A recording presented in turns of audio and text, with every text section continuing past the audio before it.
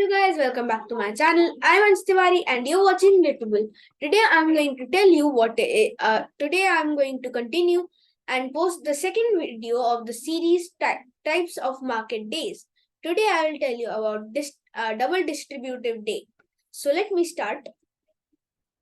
So go here. So today I'm going to be telling you about double distributive day. So what does double distributive day mean? So the days which get stuck, like when the market gets stuck in a tiny, like narrow range, very narrow range. So let me show you what I'm trying to say. Okay. So for example, there is a tiny range here. So and the markets are stuck in the range. So then the markets will have to break out at some point because such a tiny range can't contain any stocks. So it will either go upwards or it will go downwards. So for example, the stock went downwards instead of going upwards. Now,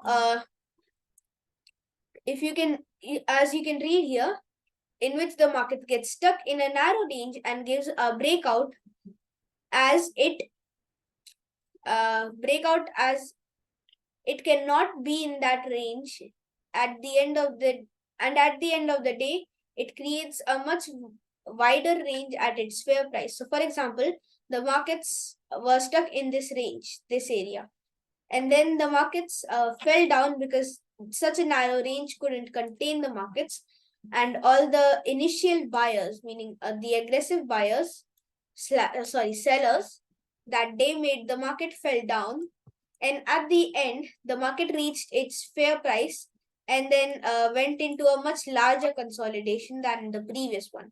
So both of these are the distribution phases, and this was the part where it got into the distribution phases.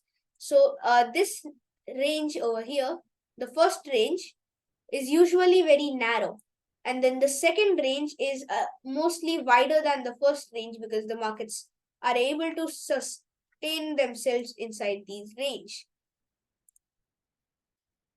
Now let me erase all of this mess. Okay.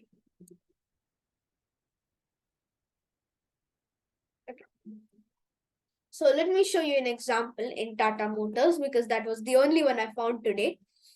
So while I was looking in the charts of Tata Motors, I found out that this month only at 13th of July, if you see in a 5-minute chart, you can see that the markets were first stuck in this range, which wasn't very narrow, but not very wide either. And after that, the markets couldn't sustain themselves inside this range, almost gave a breakdown, which signaled that it could go down, but like it would just go down. But then the buyers took back control of it for some time. And after about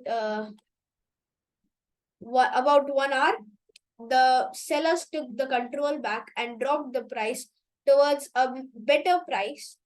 I mean, the better price for them, at which the responsive buyers came back inside and took control of the share for at the end of the day. But for some time, the market sustained in this wider range than this. So that is an example of double distributive day. So that is it for today. Bye and thank you.